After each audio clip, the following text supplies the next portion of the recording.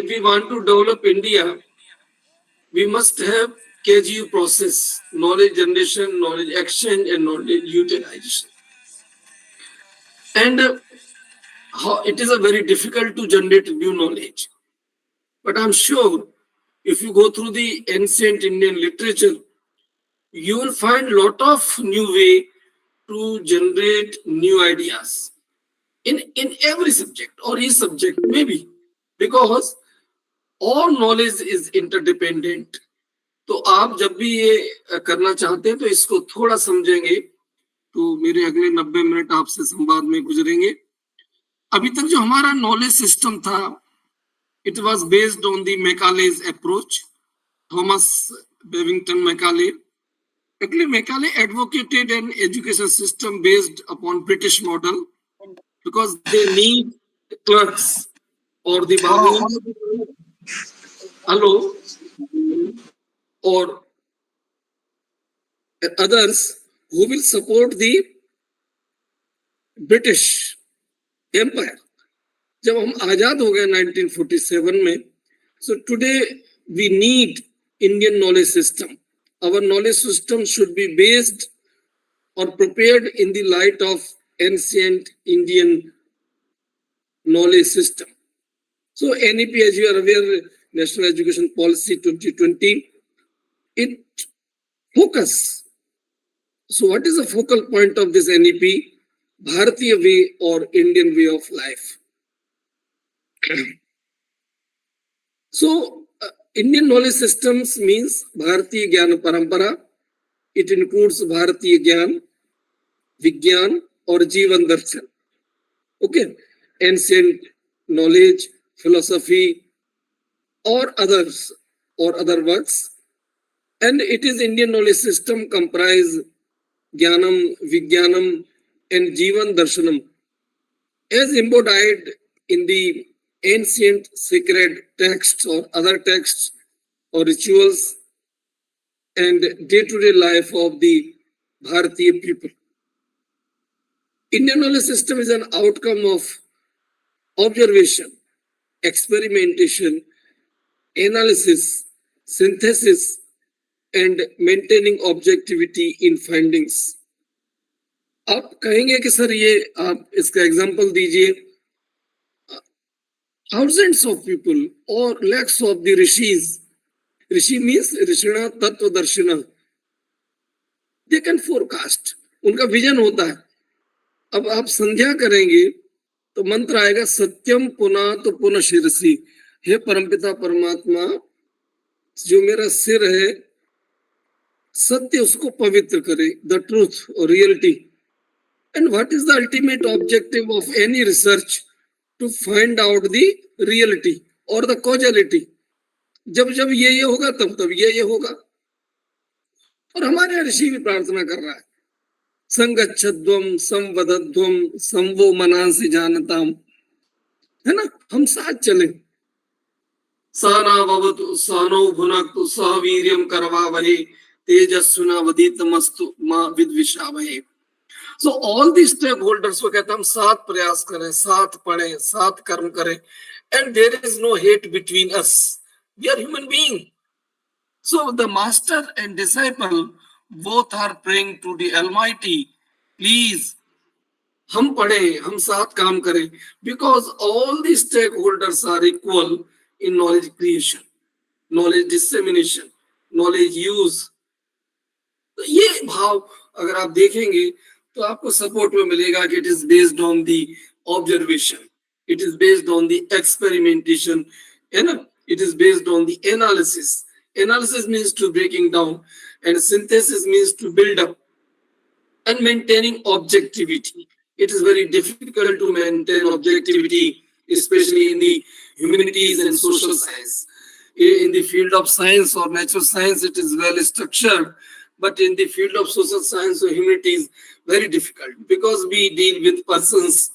And इसलिए कई बार उपनिषद में भी नीति नीति कह के कुछ चीजों में चुप हुए हैं. So it is an outcome of the theoretical as well as experimental based studies. If you go through the literature, ancient Indian literature, you will find the theoretical as well as experimental based. Theory or practice, both are based. IKS, Indian Knowledge System, is an umbrella term which incorporates the facts, data, information, knowledge, wisdom, and skill appeared in the ancient Indian sacred books and literature. ठीक? So it is not only information. You will find the information, knowledge, and wisdom. They are, if you see, they are interdependent. है ना? जैसे हमने कहा कि रुई है, हमने कहा कि धागा है और कपड़ा है, तो हम उसको अलग अलग डिफाइन करते हैं. इसी तरह से ये इनमें भी डिफरेंशिएशन है, ज्ञान में, विज्ञान है ना, प्रज्ञा में, उस या विजडम में, इनमें एक डिफरेंस है. वो कभी फिर चर्चा करेंगे आपसे. What is the importance of IKS? It is essential for the sustainable development. अगर आप, if you want to sustainable development, it is needed. अभी आप देखेंगे कि यूएन के भी जो सस्टेनेबल डेवलपमेंट को लेकर के बड़ा फोकस है.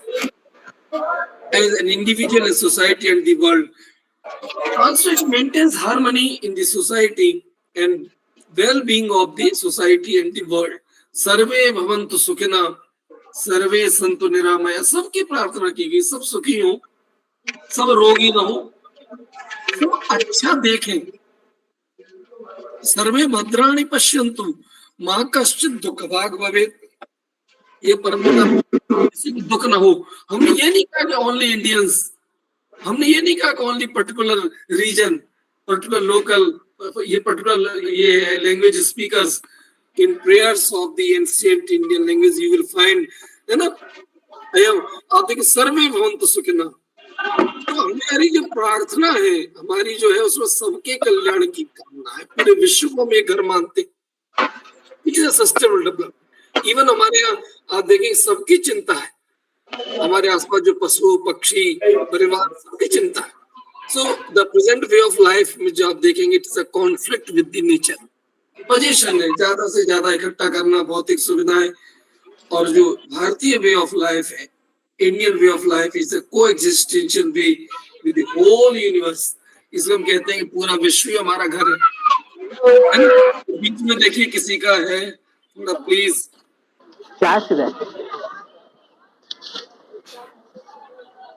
प्लीज माइक ऑफ कर लीजिए. I request all the respected teachers, please switch off, है ना, थोड़ा माइक बंद कर लें.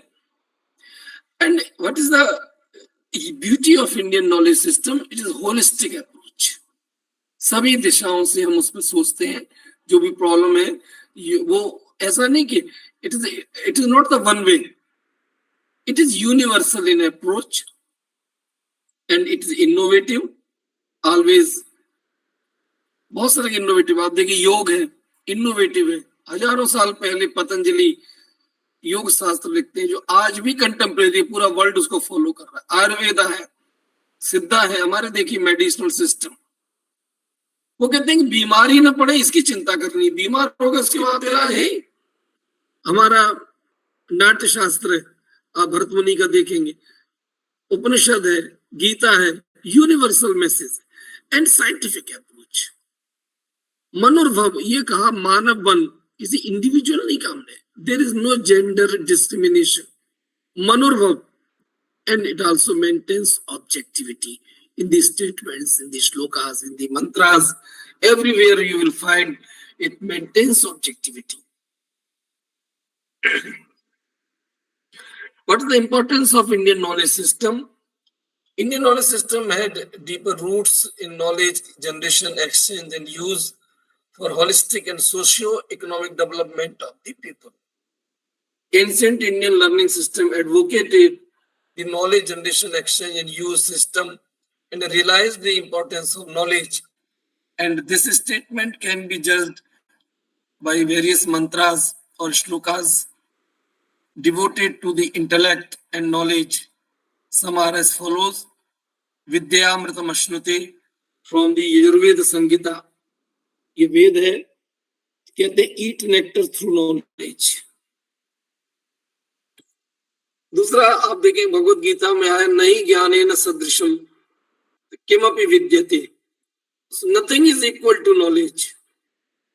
वेद में जो हम प्रार्थना करते हैं ऋषभाद में कि याम मेधाम देवगणा पितरश्च उपासते तया मा मध्य मेधया अग्नि मेधा विनम कुरु, परमात्मा से इंटेलेक्ट मांगा है, जैसा तुमने मेरे पितरों को दिया हे प्रभु वो इंटेलेक्ट मुझे भी दे।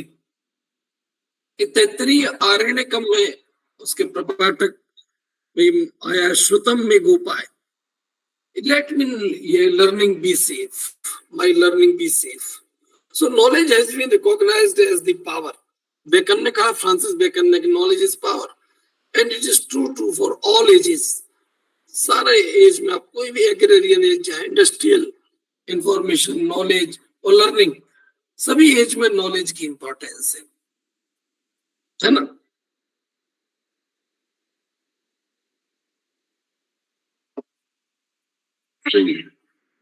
So ultimately, I feel there is an urgent need for indigenization of education system in India और भारतीयकरण शिक्षा का भारतीयकरण कहूं। हमें एक यूनिवर्सल मैसेज आप बहुत सुनते हैं, वसुधैव कुटुंबकम। It appeared in the Mahopanishad Adhyay, the chapter 6 and shloka 71. The श्लोक is as follows: अयम बंधुरयम नीति गणना लघु चेतसाम उदार चरिता नाम तु वसुधैव कुटुंबकम। यह तेरा है, it is mine, it is yours, है ना, यह तेरा बंधु है, तेरा परिचित है। ये सोच लघु चित्त वाले हैं, नैरो माइंडेड पीपल थिंग्स। जो उदार चरित्र वाले हैं, ब्रॉड माइंडेड पीपल है, वो पूरी पृथ्वी को एक घर मानते हैं।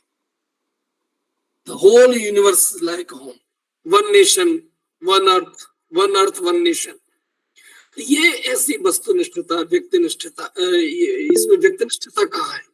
ये ऑब्जेक्टिविटी है, सबकी कामना करना, खाली ये सोचना कि हम, ये आज के समय में जब हम विश्व में आगे बढ़ रहे हैं और डेवलप्ड कंट्री बनना चाहते हैं, तो ये हमारे लिए, हमारे उस संकल्प को मजबूती प्रदान करेंगे। On the basis of these statements, we can enunciate various theories, laws, principles, canons, postulates in every subject. Okay. अब सनातन की मैं बात करूंगा। मैंने आपसे बताया था कि मैं वैदिक वांग्मय की बात करूंगा, उसमें इसमें लिटरेरी एंड नॉन लिटरेरी है, प्राइमरी, सेकेंडरी, टर्सरी सोर्सेज है। मैं बात आपसे sources of IKS, specially Vedic literature, because it is very difficult to cover all the dimensions of Indian knowledge system in 90 minutes. सब लोग मुझे सुन रहे हैं ना? आवाज तो आप लोगों की sound and clear. Thank you. I'll try to elaborate the idea, but it is very difficult to cover all the dimension of Indian knowledge system in 90 minutes because it is like ocean. अब समुद्र को मैं लोटे में तो भर नहीं सकता, लेकिन वो समुद्र की एक ग्लिम्पसेस, जो झलक है, वो आपको बता सकता हूं।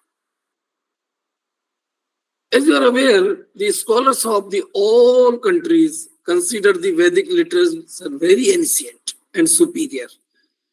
They think that it has higher level of abstraction.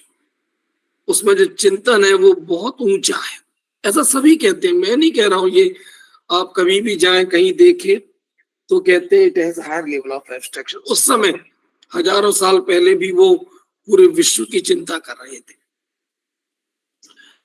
Indians have great faith in Vedas. As you are aware, there are 4 Vedas, Ved, Upaved, ब्राह्मण ग्रंथ, आरण्यक, उपनिषद, ऐसे एक सीरीज चलती है, एक दूसरे से जुड़े हुए हैं, इंटरडिपेंडेंट है। मैं उसकी बात करूंगा। वेद के बारे में कहते हैं सर्वम ज्ञानमयो हि स, वेद सर्व ज्ञान में है। ऐसा मनुस्मृति में आया। ऋषयो मंत्र दृष्टारा, उसके ऋषि है, एक एक मंत्र को ऋषि ने कहा है, ऐसा जिक्र आया है। अस्य महतो भूतस्य निश्वसितम एतद यद यजुर्वेदो सामवेदो अथर्वांगिरसा, ऐसा बृहदारण्यक उपनिषद में आया कि वेद जो है वो परमात्मा का निश्वास है। हम सांस लेते हैं ना, तो परमात्मा की सांस, ऐसा कहते हैं। इसलिए कहते हैं कि परमात्मा ने ज्ञान दिया, ऐसा वर्णन वहां आता है। ठीक है,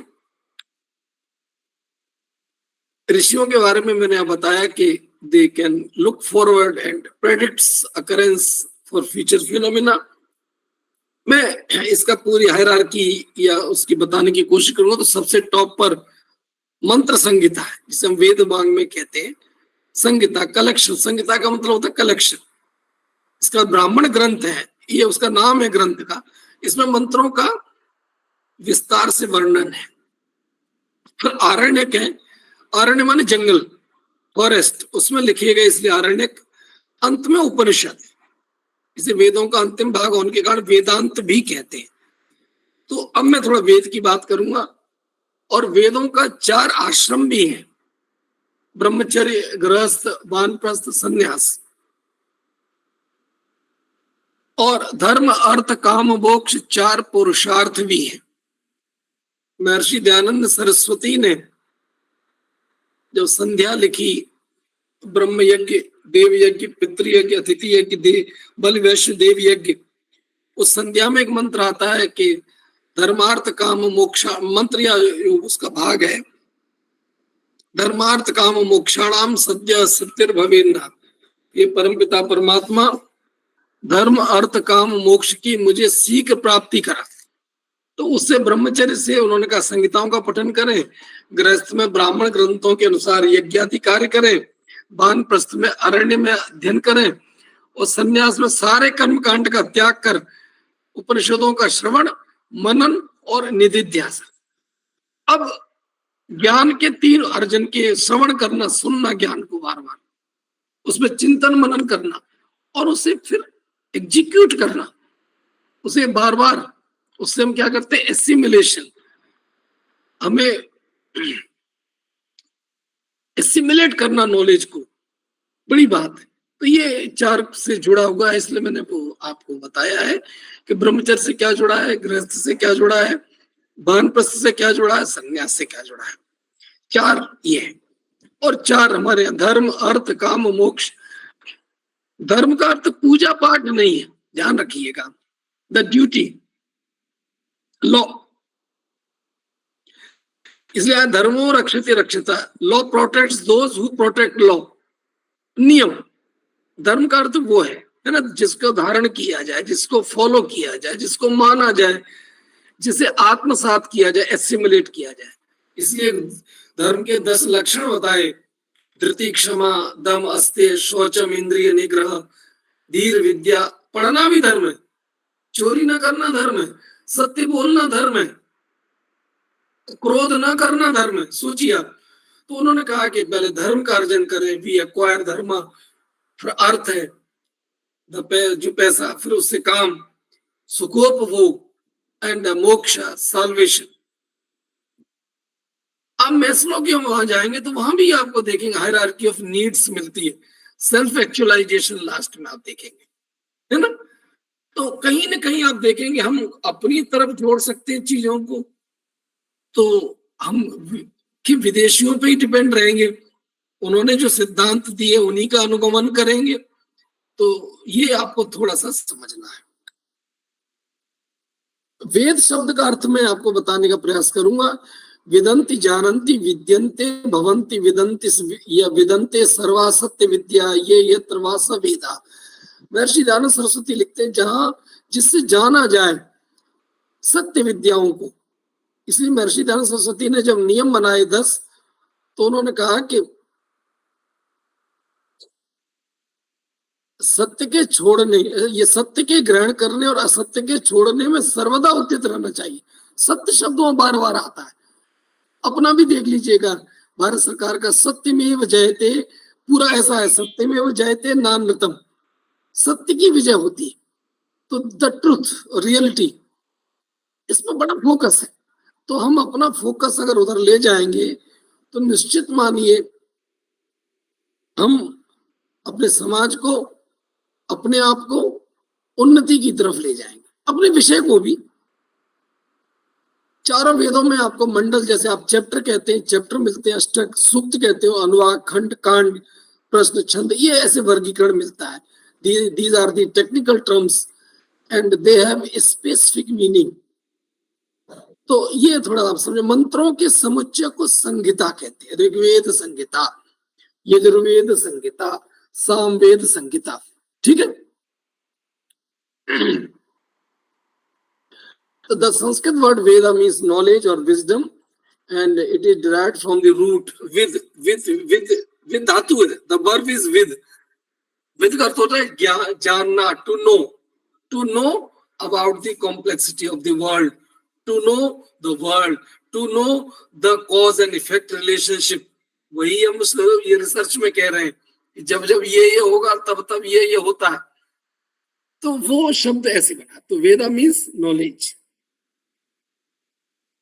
अब मैं ये क्लासिफिकेशन आपके सामने बता रहा हूं। द टेक्सोनोमी, वेद है, ऋग्वेद है, उसमें 10 मंडल है ना, 10, ये सबसे बड़ा है। जैसे बुक्स कहते हैं, अनुवाक है उसमें 85, सूक्त है उसमें मंत्रास है 10,580। अब ये कुछ चूंकि बहुत कई जगह इसका अलग अलग रूप भी मिलता है, बहुत लिटरेचर मिसिंग है। आप अगर जाएंगे उज्जैन में, राष्ट्रीय वेद विद्या प्रतिष्ठान है, वहां under the ministry of education, government of India, they have collected चारों वेदों। महर्षि दयानंद सरस्वती ने भी काम किया। ऋग्वेद पर सायण ने भाष्य लिखा, बाद में महर्षि दयानंद सरस्वती ने भी काम किया, और लोगों ने भी काम किया। तो आज ये हिंदी, अंग्रेजी, संस्कृत में ये उपलब्ध है। उसमें मंत्र है, अलग अलग तरह के हैं, अभी चर्चा करूंगा। इसके बाद अगला वेद आता है यजुर्वेद। वो 2 तरह का, शुक्ल है और कृष्ण। वाजसनेयी संहिता कहते हैं, कृष्ण को तैत्तिरीय संहिता कहते हैं। उसमें 40 अध्याय है और मंत्र है 2086। 16 संस्कार आपने सुने होंगे। उसमें एक अंतिम संस्कार है व्यक्ति का, अंत्येष्टि।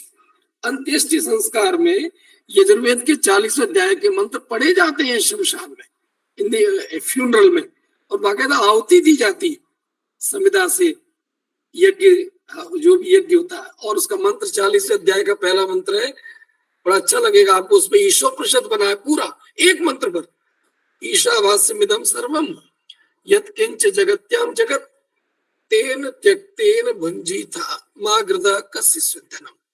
इसका हिंदी अनुवाद कुछ ऐसा है, पूरे संसार में ईश्वर व्याप्त है।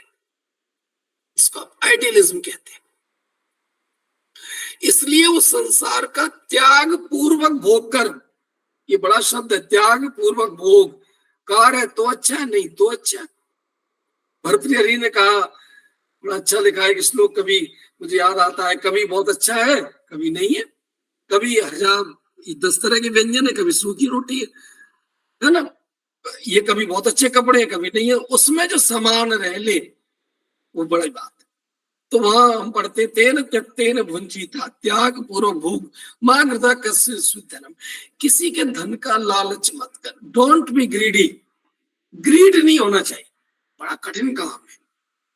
वहां का वर्णन आप पढ़ेंगे।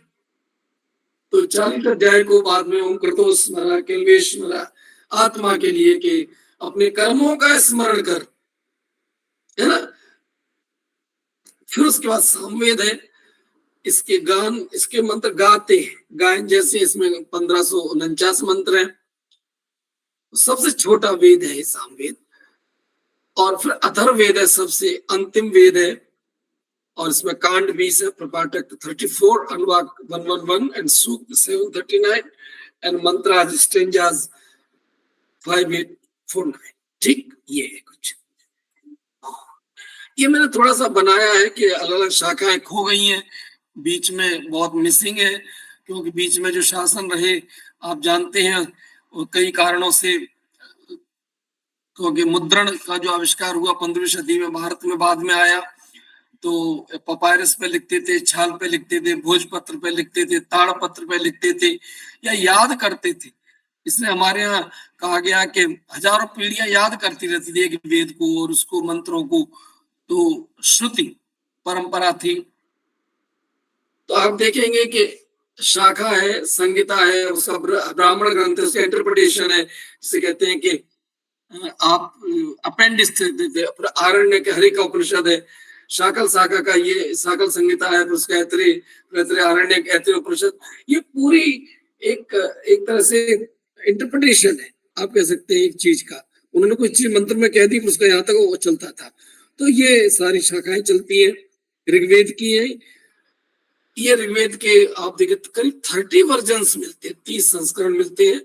आप Bhandarkar oriental research institute Pune में जाएं तो वहां आपको 30 संस्करण मिलते हैं। वो कई वो हुआ कि क्योंकि सुन के याद करते थे तो उसमें कई उसकी दिक्कतें होती हैं, लिखित में ये रखने की परंपरा बहुत बाद में आई। जो लिपि है बहुत बाद में आई, भाषा है, लिपि बाद में आई। प्राचीन लिपियों में अगर आप देखेंगे, आज हम हिंदी को देवनागरी में लिखते हैं, लेकिन प्राचीन लिपियां कई और है। It is oldest book. और खुशी की बात है कि UNESCO's memory of the world, ये जो रजिस्टर है, world register, the Rigveda was the included as the documentary heritage in 2007 in that register. इसके कमेंट्री और ट्रांसलेशंस है, माधवाचार्य और द शायणाचार्य, स्वामी दयानंद सरस्वती एंड श्री अरविंदो, उन्होंने इसका ट्रांसलेशन किया है। आप अरविंदो की सावित्री पढ़ सकते हैं। तो आप देखेंगे ऋग्वेद को लोगों ने अनुवाद करने का प्रयास किया है। ऋग्वेद का पहला मंत्र कुछ ऐसे, अग्निमीडे पुरोहितम यज्ञस्य देव मृत्युजम होतारम रत्न धातमम। अग्नि वहां देवता है। प्राचीन काल में आप जो देखेंगे वो अग्नि है, वायु है ना, इंद्र है, रुद्र है, ये इन देवताओं का वर्णन मिलता है। जो यजुर्वेद है उसमें 40 अध्याय है, और ये तो ये यजुस का मीनिंग होता है वर्शिप, वर्शिप पूजा का, है ना, वो यजुर्वेद है। इसमें 2 संहिताएं की शुक्ल व वाजस्नेही कृष्ण, इसको तैत्तरी कहते हैं। फिर उसकी अलग है काण्व, माध्यन्दिन शाखा है, और उसकी आपस्तम, हिरण्यकेशी, कट, काटक और काल का, ये इनकी ब्रांचेस हैं। इसके बाद आप देखेंगे शुक्ल यजुर्वेद का फिर शाखा, संहिता, ब्राह्मण ग्रंथ, आरण्यक उपनिषद, सबका बृहदारण्यक उपनिषद, माध्यन्दिन संहिता का मिलता है, फिर काण्व का मिलता है, बृहदारण्यक उपनिषद तक। ऐसे हर शाखा का अपना एक हायरार्की है, और उसका इंटरप्रिटेशन आगे चलता चला जाता है, और वो चीज विस्तार में समझाते जाते हैं एक ही चीज को। उसका कारण ये है कि अपने यहाँ ये माना गया कम शब्दों में बात कहना, इसको बहुत अच्छा माना। तो वो कम शब्दों में कहते थे, तो बाद में लोगों को इंटरप्रिटेशन करना पड़ता था। मैं इस पर चर्चा करूंगा कभी। ऐसे ही आप देखेंगे ये तैत्तरी संहिता है, मैत्रायणी, कठ, इन सब के संहिता भी है, उनके ब्राह्मण ग्रंथ भी है, उनके आरण्यक भी है, उनके उपनिषद भी है, हर एक अपना उपनिषद है। तो इस तरह से बहुत वर्णन मिलता है। ये मैंने टैक्सोनॉमी बनाई है। और सामवेद के बारे में, सामवेद में ऋचाएं हैं। इसका ब्राह्मण ग्रंथ ताड्य है, जैमिनी शाखा है, छांदोग्य का प्रारंभिक भाग आरण्यक के समान है, इसका तल्वकार आरण्यक है, छांदोग्य उपनिषद मिलता है इसका। इसके बाद ये अथर्ववेद है, इसका पूरा नाम अथर्वांगिरस कहते हैं, अथर्वांगिरस। 20 कांट्स आर देयर एंड 34 प्रपाठकास, और ये मंत्र है 5849। अथर्ववेद में नवदा अथर्वणो वेदा, पतंजलि ने अथर्ववेद की 9 शाखाओं का वर्णन किया। अब वो नहीं मिलती, सब नहीं मिलती, पेपलाद और शौनक 2 ही शाखाएं मिलती है, ब्रांचेस, है ना। इसी तरह से आप देखेंगे पतंजलि का जिक्र आया, तो पतंजलि ने योग लिखा, आप जानते हैं, अथा तो ब्रह्म जिज्ञासा। यह वहां से वर्णन मिलता है कि उन्होंने अष्टाध्यायी पर भाष्य भी लिखा, इंटरप्रिटेशन, महाभाष्य करके। उस महाभाष्य में वो लिखते हैं, एका शब्द सम्यक अधीता सुप्रयुक्ता स्वर्गे लोके काम दुख भवति। पतंजलि लिखते हैं, जीवन में एक शब्द, one term, well read, well interpreted, well used, अगर आप एक शब्द को अच्छी तरह पढ़ते हैं, उसका अच्छी तरह से प्रयोग करते हैं, आपके जीवन की लक्ष्य की प्राप्ति करा देता है। एक शब्द, देखिए कितनी गहराई है ज्ञान की। आज भी हम यही कर रहे हैं रिसर्च में, एक पकड़ते हैं उस पर पूरे नीचे तक, हम उसे खोजते हैं और पता चलता है कि उस पर ही हम पीएचडी कर रहे हैं। वो कहते हैं एक शब्द, एक वाक्य, एक वन टर्म, तो एक शब्द अगर जीवन में आप पढ़ लें, समझ लें, उसका उपयोग करें, तो आपके जीवन की लक्ष्य की प्राप्ति करा देता है। एक और है, वो कहते हैं कि अगर आपके बोलने में आधी मात्रा भी बचे तो ऐसा लगता है हमारे घर में संतान हुई है। ये कहा गया, एंशिएंट ग्रामेरियंस जो है वो ये कहते थे, अर्ध मात्रा लागवेन पुत्रोत्सवम मन्यन्ते वैयाकरणा। If half vowel is saved, वो उनको लगता हमारे परिवार में संतान हुआ, इतना सुख मनाते थे। तो इतने कम में लिखते थे, balance, more words less voids, तो कम शब्द, इसलिए इंटरप्रिटेशन की जरूरत पड़ती थी। इसके बाद आरण्यक ग्रंथ मिलते हैं, ब्राह्मण वेदों के बाद, ब्राह्मण ग्रंथों के बाद आरण्यक है। तो कर्मकांड और ज्ञान कांड, कर्मकांड का विवेचन ब्राह्मण ग्रंथों में मिलता है ना। पद्यात्मक, इसे परिशिष्ट कह सकते हैं, अपेंडिसेस, और उसके परिशिष्ट भाग को आरण्यक कहते हैं। तो आरण्यक so discuss the sacrifices and concerned with the proper performance of the rituals. गद्य पद्यात्मक परिशिष्ट भाग को आरण्यक कहते हैं। इसके अंत में हमें उपनिषद मिलते हैं, और ये आरण्यक ग्रंथ है। ऋग्वेद के ऐतरेय आरण्यक है, कौशितकी आरण्यक ऑफ द ऋग्वेदा। यजुर्वेद के ये आरण्यक जो अभी मिलते हैं, तैत्तरीय आरण्यक, मैत्रेय आरण्यक, कथ आरण्यक एंड बृहद आरण्यक। सामवेद के ताल, ये तलवलकर आरण्यक, आरण्यक संहिता, और अथर्ववेद का एक आरण्यक मिलता, गोपत ब्राह्मण। ठीक है। उपनिषद का जो शंकराचार्य जी ने वर्णन किया है, उसमें कुछ उपनिषदों का उन्होंने कहा है। उपनिषद शब्द का जो अगर आप देखेंगे, इसमें दो प्रीफिक्स हैं, उप और नी, इसे कहते हैं उपसर्ग और प्रत्यय। तो उपसर्ग दो है, उपसद धातु है, उपनिषद फिर प्रत्यय लगा के बना है, जो उपलब्ध हो, उपगम्य हो, जहां तक हम पहुंच सके, वो उपनिषद है। करीब 108 उपनिषद, अभी तो और ज्यादा मिलते हैं, ऐसा वर्णन मिलता है। जनरली जो 10 उपनिषद है वो ईश, केन, कठ, प्रश्न, मुंड, मांडुक्य, तित्तिरी, छांदोग्यम, ऐतरेयम च बृहदारण्यकम तथा, ये 10 उपनिषद बड़े प्रमुख हैं, इनका वर्णन मिलता है। Upanishad deals with the meditation, philosophy, spiritualism and experience and other ontological knowledge। इस तरह की आप देखेंगे फिलोसॉफिकल जो ब्रांचेस हैं वो उसमें आपको मिलेंगी। हमारे यहाँ त्रैतवाद भी है, ईश्वर, जीव, प्रकृति, तीनों को सत्य माना है। कई लोग एक कहते हैं ईश्वर ही सत्य है, कुछ लोग द्वैतवाद है कि प्रकृति और ईश्वर सत्य है, ऐसा अलग अलग वर्णन मिलता है। और कई ये कहते थे ये माया ही सत्य, मटेरियलिज्म, जिसमें हमारे यहाँ कहते थे कि उसको भी ऋषि कहा है कि सब कुछ क्या करना है, ये दुनिया बस ये सत्य है जो दिख रहा है। तो उस तरह से 6 दर्शन भी आप देखते हैं। 6 दर्शन के बाद ये उपनिषद जो है, इसमें सब मिलेगा आपको, कर्म भी है, ज्ञान भी है, भक्ति भी है। तो ये उपनिषद में, उपनिषद के बाद फिर वेदांग का वर्णन आता है।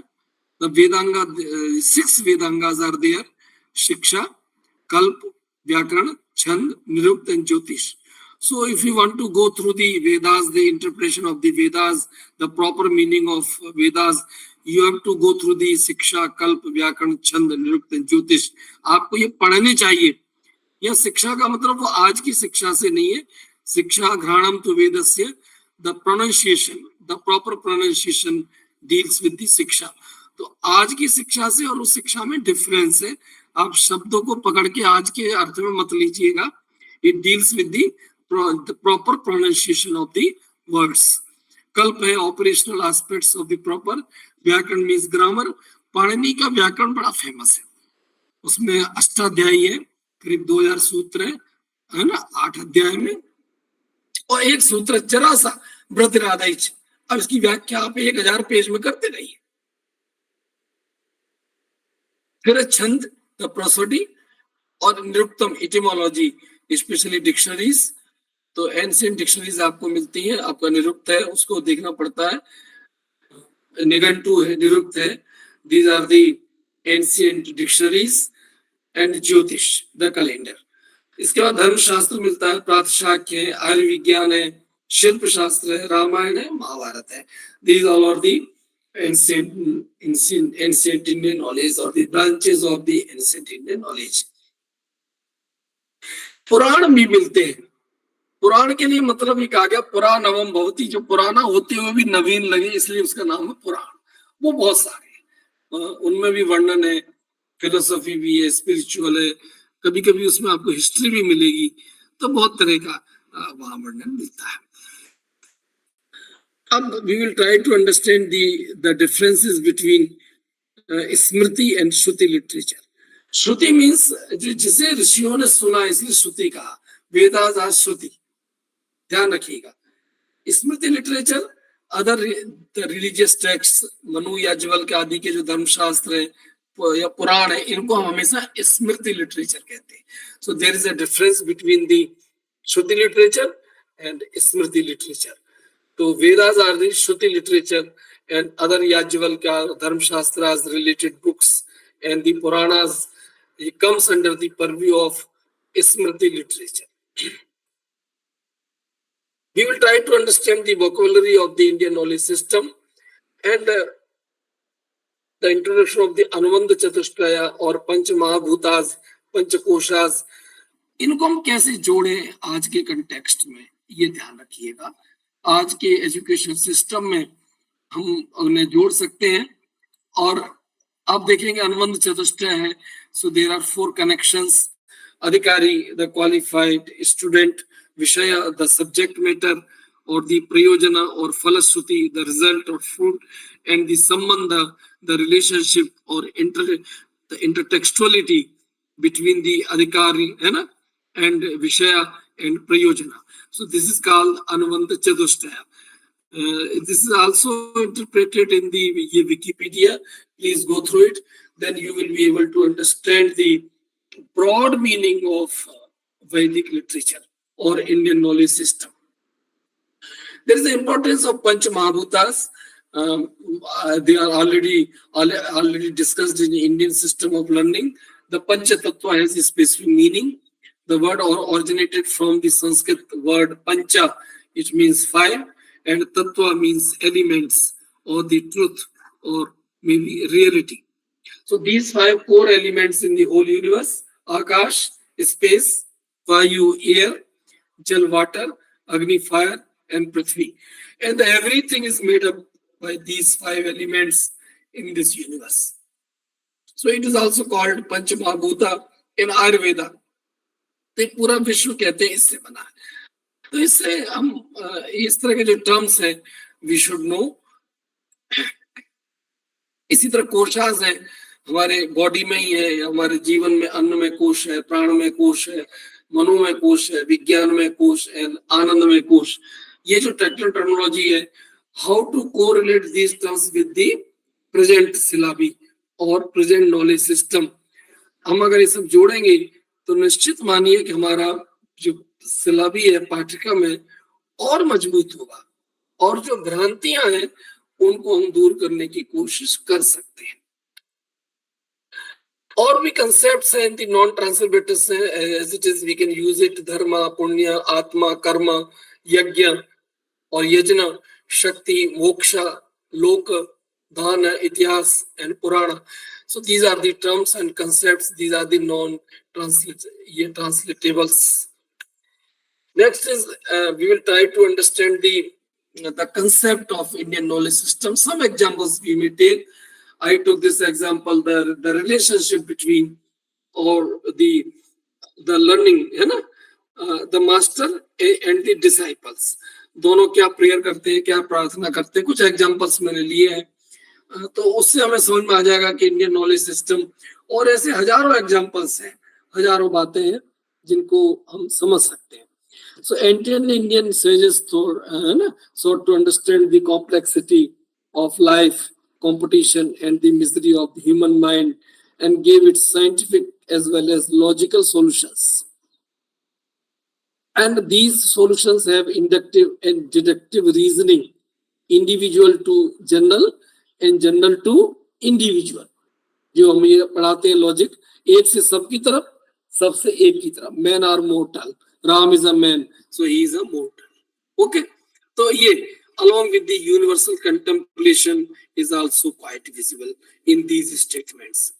एक उपनिषद में, 73 उपनिषद में, शिक्षावल्ली में, ये आपका लेसन 11 है, जो कॉन्वोकेशन होता है उसमें अंतिम उपदेश देता है आचार्य ये शिष्यों को, वो बड़ा अच्छा उपदेश है. In the convocation from the master to disciple, वो कहता है बहुत कठिन, धर्मम च सत्यम वद स्वाध्याय मां प्रवोदितव्यम, don't be lazy in learning. ये आचार्य कह रहा है, शिष्य don't be lazy in learning. हम भी अभी कह रहे हैं कि लर्निंग, रीलर्निंग, अनलर्निंग, वो भी वो कह रहा है बार बार पढ़ना है, जीवन भर पढ़ना है ना. हम कहते हैं लाइफ लॉन्ग लर्निंग. अब आप देखेंगे जो यूनेस्को का कमीशन आया, उसके टाइटल, उसका जो टाइटल है उस रिपोर्ट का, उसका नाम है द लर्निंग ट्रेजर विद इन, और उन्होंने 4 पिलर्स ऑफ लर्निंग बताए. तो learning to know the complexity of the world, ये एक learning to do, and learning to live together, and learning to be. UNESCO कह रहा है और हमारे भी कह रहे हैं. तो ये विश्व साथ कैसे रहे, and learning to live together. हमारे आचार्य शिष्य प्रार्थना कर रहे हैं, है ना, कि हम साथ भोजन, सेना भवतु सहनो भुनक्तु सौवीर्यम करवावहै तेजस्विनावधीतमस्तु मा विद्विषावहै. हम साथ भोजन करें, साथ कर्म करें, साथ जीवन यात्रा पे चले, साथ साथ नॉलेज क्रिएशन करें, and there is no hate between us, है ना. तो ये उसकी लर्निंग की बड़ी इंपॉर्टेंस है. और वहां एक शब्द आगे चल के आचार्य कहता है, यान्यस्माकं सुचरितानि तानि त्वयोपास्यानि नो इतराणि. हे शिष्य, हे डिसाइपल, जो मेरी अच्छाइयां हैं उनको लेना, बुराइयों को लेके मत जाना गुरुकुल से. Because you are living from the school and entering in the life, the real life. You take my, जो मेरी अच्छाइयां हैं उनको लेके जाना, बुराइयों को नहीं. तो ये मास्टर कह रहा, आचार्य कह रहा शिष्य से अपने, क्योंकि हम इट इज, बताइए सच स्टेटमेंट क्या हो सकता है. वो स्टेटमेंट और भी आता है, मैंने इसका इंटरप्रिटेशन लिया है, थोड़ा किया है. अतिथि देवो वो कहता है, गेस्ट इज गॉड. जहां भी आप सर्व करें, the client, the consumer, the Patreon, all are the your God. Just treat them as a God. कितना ग्राहक भगवान होता है, पूरा मैनेजमेंट इसी पे टिका. How to serve the people. 4 P's हैं, इतने सारे P's, हम ये भी तो डाल सकते हैं वहां मैनेजमेंट में. So means the people as you respect it, इतना सम्मान करें अपने ग्राहक का, and you should know the need of the people, the customisation of the services. Feedback इसलिए बार बार ले रहे हैं, ऑनलाइन सिस्टम में फीडबैक लेते हैं बार बार, so we can rectify, we can assimilate, है ना. नो बाय डिफरेंट नेम्स, अब जानते हैं, ऑडियंस भी कहते हैं ये सब, reader, user, visitor and people, ये नाम हो सकते हैं डिफरेंट. तो ये चीज हम ले सकते हैं. सो देयर आर, आप देखिए 5 यज्ञ भी अपने, उसमें एक अतिथि यज्ञ है ना. न तिथि अतिथि means arriving without appointment or any time, who comes at your shop, और कहीं भी आपके घर भी आ सकता है, तो आप उसकी सेवा करें, ये भाव है.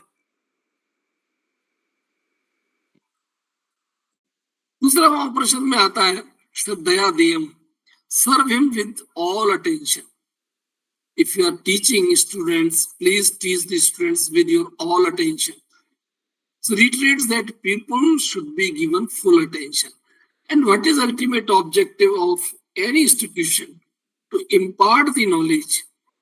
to develop the students, socio-economic development of the students, spiritual, social, physical, all kind of development. So full attention by the person, है ना?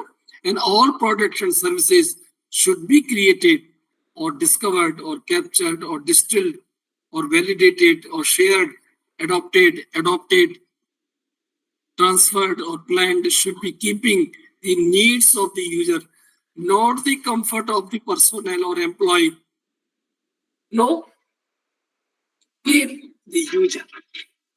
Shraddhaya Dev, operation में वर्णन आता है. So these kinds of strangers we can correlate with the present knowledge. It is Indian knowledge system. ये उद्देश्य है कि पुराना जो भी the various they enunciated various kinds of principles or canons or theories or postulates, so we can correlate them with the present. क्या जोड़ सकते हैं हम उसको? ये ऑपरेशन में एक और वाक्य आता है, Shreya देयम, serve him with your utmost capacity, whatever resources you have, because the people have various alternative ways to get desired information or service. So therefore, centers have to think for designing new products and services which have value addition. Always we have value addition. अगर आप value addition नहीं करेंगे services में तो आप पिछड़ जाएंगे. Competition, education में value addition we need.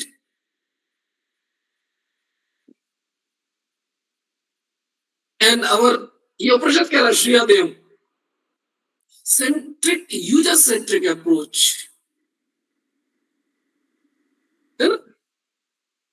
and use of cutting edge technologies you may use. जो present technologies हैं we may use, and best practices should be followed by the institution. Next is Hriya Deyam from the Upanishad. ये कहता है serve with him with all modesty without any touch of ego. इसका वर्णन रंगनाथन जी ने भी किया library science में. I teach library information science. I did my MA in Sanskrit also. मैं जब देखता हूँ तो इसको मैंने जोड़ा लाइब्रेरी साइंस में. Hriya Deyam, serve him with all modesty without any touch of ego. मैं कर रहा हूँ उसकी वजह हम कर रहे हैं. Because all stakeholders are equal in knowledge creation. All stakeholders are equal. कोई बड़ा छोटा नहीं. And in this present age, all stakeholders of information knowledge are equal and are participating in creation and distribution of knowledge regardless their position, gender or age. Following kind of personal attributes are needed to attain this goal and serve the people without ego or prestige. And personnel can acquire the value from schools or by social and societal environment. Remember, people cannot be forced, but they can be motivated. हम motivate कर सकते हैं लोगों को. और ये उपनिषद कह रहा हजारों साल पहले, हृया देयम, अंतिम उपदेश दे रहा चाहता कि serve him with all modesty, है ना.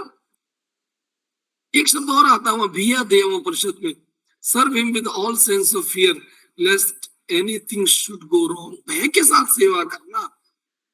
जो हम कहते हैं हमें सब आता है, जब जाना तब जाना, कुछ नहीं जाना. Knowledge is endless. आप देखेंगे कि नॉलेज अंतहीन है, कभी न खत्म होने वाली जर्नी है. It is a never ending cycle, never ending, is going going going and moving. The problem and solution is a chain, कभी खत्म नहीं होगी. तो ध्यान रखें कि हम जब पढ़ाते हैं तो, है ना, हमसे गलत जा सकती है. Mis information and dis information में बी पास्ड, है ना, should go wrong. Sense of fear, आप देख रहे हैं .com, specially in the internet environment, there is lot of misinformation or disinformation. How to find the right information and how to pass the right information to the right reader at the right time and in the right manner, it is a duty of teachers. It is a duty of academicians to inform the students with right information. क्योंकि बहुत गलत सूचना जा रही है, जो है नहीं वो बन जाता है. So for this purpose we need knowledge management skills, high performance ability, knowledge of new new techniques and methods, ability to use information technologies, change management skills, and confidence in the knowledge. So these kind of virtues we need in our professionals. मेरी बात clear है? Last में 10 minute हम बात भी करेंगे। और एक और प्रश्न में आता है संविदादेयम, serve him with a full knowledge of his needs. ये बहुत अच्छी बात है मैनेजमेंट की दृष्टि से। संविदादेयम, serve the people with a full knowledge of his needs. So customization of products and services needed. Customization, ग्राहक क्या चाहता है? ये हमारे आप तो फीडबैक ले रहे हैं, आप लोग ऑनलाइन फीडबैक, ये फीडबैक लेते हैं, ये बात वहां आई है। And continuous consumer studies can help to resolve the issue. Information seeking behavior of the people, information needs of the people, or any kind of need of the people. आज internet पे AI के through आप देखते हैं कि कितना तेजी से वर्क कर रहा है, बहुत एडवांस है। And great learners are needed to know about the problems or needs of the people, and value should be the part of all curriculum. एक लॉजिक की बात आती है, ये मैंने एक एग्जांपल दिया। दूसरा example, logic and Indian knowledge system. The ultimate objective of research is to disclosure of the truth, है ना? कोई अंतिम सत्य तो होता नहीं, it is a never ending process, and various qualitative and quantitative research techniques are taught in which inductive and deductive methods are used to draw conclusion in order to create authentic knowledge. The 8 methods of praman, है ना? Praman means which is helpful to in understanding of truth or reality. It is called pramana in ancient Indian knowledge system or Indian philosophy, है ना? ये आप इसको समझ लें। अष्टविध प्रमाण, there are अष्टविध। हम लोग जनरली लॉजिक पढ़ाते हैं, इंडक्टिव लॉजिक, डिडक्टिव लॉजिक। अगर आप वो प्रमाण का उपयोग करते हैं, वो 8 प्रकार के प्रमाण, न्याय में आप देखेंगे, वैशेषिक में देखेंगे, जितनी फिलोसॉफिकल्स हैं उसमें आपको। सो प्रमाण रेफर्स टू वैलिड और जस्टिफाइड नॉलेज। आप इन प्रमाण का उपयोग कर सकते हैं कि अपने नॉलेज क्रिएशन में, किसी भी फील्ड में। दीज आर दी प्रत्यक्ष और यथार्थ अनुभव, इट इज कॉल्ड परसेप्शन। अनुमान, इन्फेरेंस, अनुमान से भी ज्ञान प्राप्त होता है। उपमान, द कंपैरिजन, एनालॉजी। शब्द, द वर्बल टेस्टिमनी, प्रमाणभूत शास्त्र। ऐतिह्य, ऐसा कथन जिनके मूल वक्ता अज्ञात होते, एनोनिमस वर्क्स। अर्थापत्ति, मीमांसा दर्शन के 5 प्रमाणों से एक। जैसे हमने कहा बंद करो, उससे पहले दरवाजे की कल्पना या खिड़की की कल्पना आप कर लेते हैं, बंद करो। द मेथड ऑफ presumption, है ना, or postulation and derivation from the circumstances. So these are the pramanas. Our research may be based on these pramanas, and we will find the, और जो हम कर रहे हैं उनमें इनका उपयोग कर सकते हैं।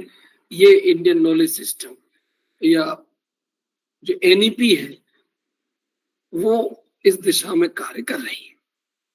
उसका लक्ष्य है कि भारतीयता की तरफ हम लौटे, जो इंडियन नॉलेज सिस्टम है। संभव, ये भी एक प्रमाण है। जैसे 1 किलो की वस्तु में आधा किलो तो होगा ही, ये संदेह हो सके, आधा किलो में कोई संदेह नहीं, no doubt in half kg, ये संभव कहते हैं। अभाव, नॉन एप्रीहेंशन, ये वस्तु के अभाव का ज्ञान। तो ये अष्टविध प्रमाण है। These all are the valid, और ये है कि जस्टिफाइड नॉलेज।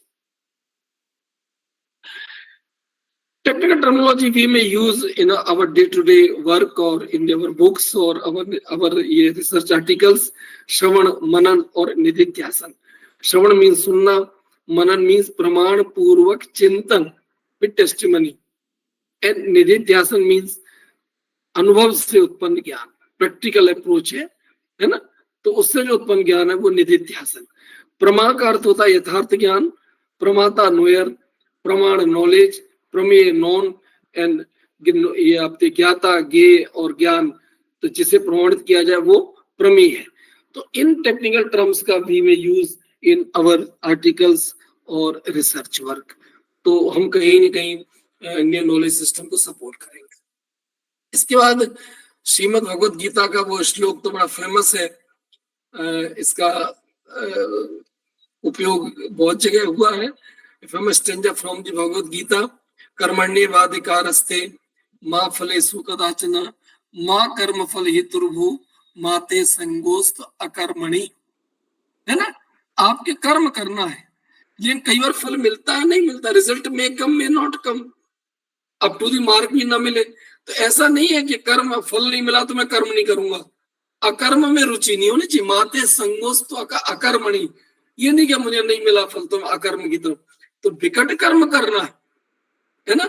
यत्ने कृते यत्न सिद्ध्यति का अत्र दोष, अगर प्रयत्न किया और कोई काम पूरा नहीं हुआ तो ये देखना है कि एफर्ट्स में कमी कहाँ रह गई, ये भाव लेना है। So this stanza advocates the selfless service to the people and it guides to the professionals to perform duties up to their utmost capacity. And personnel can make and mar any institution. And Bhagavad Gita is the most fascinating book which enlightens the people to work hard. ये कहती है कर्म की भी प्रशंसा है ना, इसमें कर्म भी है, ज्ञान भी है, भक्ति भी है ना, ये तीनों का समन्वय गीता में मिलता है। तो ये थोड़ा सा मैं आपके ज्ञान के प्रति चर्चा मैंने आपसे की, और भी कई जगह ज्ञान का वर्णन आता है, फिर कभी इसमें चर्चा करेंगे। लास्ट में मैंने जोड़ा है, आप भी जोड़ सकते हैं, मैं जब पढ़ाता हूँ plagiarism. So regarding plagiarism I have compiled the 14 or 16 methods how to avoid plagiarism. Plagiarism, as you know, we have tools and techniques or other methods to avoid plagiarism. But ancient Indian knowledge also concerned about it. It helps us to avoid plagiarism in our writings. The Vedic Prarthana Idannamam, it is not mine, it is others. So we have to acknowledge the work of others in the form of bibliography, in the form of footnotes, in the form of other. So we can acknowledge the contribution of others because edannamam, ये मेरा नहीं। एक और आता है वहां श्लोक, तो दियम वस्तु गोविंद तुभ्यमेव सब, तेरा तुझको अर्पण क्या लागे मेरा। It is not mine. The idea maybe words, maybe definition or other, it is others. So we have to acknowledge the contribution of others. ये करना, इससे बच सकते हैं। तो उसमें भारतीय परंपरा भी यही कहती है कि आपका नहीं है। हम प्रार्थना करते हैं मंत्रों स्वाहा इदन्नमम, ये परमात्मा के लिए कहते हैं, ये मेरा नहीं है, तेरा है ईश्वर।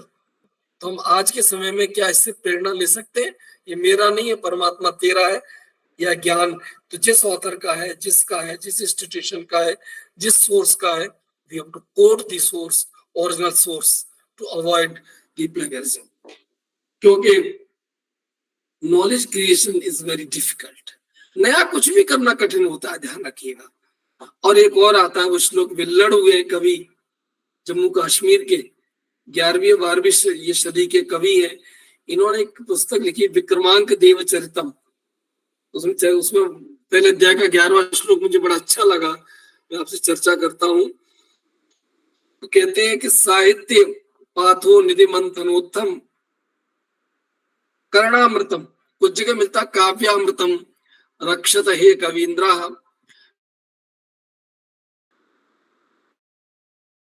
भवंती। वो कहते हैं कि विद्वानों, इस थिंकिंग प्रोसेस मंथन से जो निकला हुआ अमृत है, काव्य साहित्य अमृत है, लाइक अनेक्ट है ना, इसकी साहित्य चोरों से रक्षा करें, चुराने वालों से इसकी रक्षा करें। जैसे समुद्र मंथन से उठा हुआ अमृत को लूटने वाले दैत्यों से आपने उसकी रक्षा की। और वो कह रहे हैं ध्यान रहे, चौर्य कार्य करने वाले अत्यधिक मात्रा में बढ़ रहे हैं, द मल्टीप्लिकेशन बढ़ रहे हैं। तो आज तो आप देख रहे हैं CNP कट एंड पेस्ट बहुत चल रहा है, उससे नए ज्ञान का सृजन रुकता है। जब भी आप कहते हैं मेरा है, तो आप ज्ञान पे जब दावा करते हैं तो इट्स योर्स। तो नया जब भी आप कुछ दावा करें कम से कम academic field में we can take the examples from the ancient Indian knowledge system, and it will help us to, and it will guide us to create new knowledge, है ना? कभी या we can quote the contribution of others, इसमें कोई hesitation नहीं होना चाहिए। तो इस तरह के एग्जांपल्स हम ले सकते हैं, मैंने कुछ लिए हैं, और भी क्रिएट कर सकते हैं आप अपने विषय में। I have no idea, there are different experts, you can value addition, you can take the examples from the Vedas और उपनिषद्स और आरण्य ग्रंथास और भगवद गीता, रामायण, महाभारत, वो आपको और मजबूती देगा। जैसे आपने कहा कि रंगनाथन ने इसका उपयोग किया है, पंचतंत्र किताब है, वो एक एग्जांपल लिया कि उन्होंने कहा कि टीचर्स की या लाइब्रेरियंस की सैलरी क्यों हाई होनी चाहिए, तो उन्होंने सपोर्ट किया। वो कहते हैं कि एक पंचतंत्र का है, हेतु प्रमाण युक्तम वाक्यम न श्रूयते दरिद्रस्य, लाइब्रेरी के कंटेक्स्ट में रंगनाथन जी ने यूज किया है इसको। वो कहते हैं हेतु प्रमाण युक्तम वाक्यम न श्रूयते दरिद्रस्य, the words of the poor however beneficial are seldom heard. गरीब की कोई सुनना नहीं चाहता, इसलिए सैलरी हाई होनी चाहिए।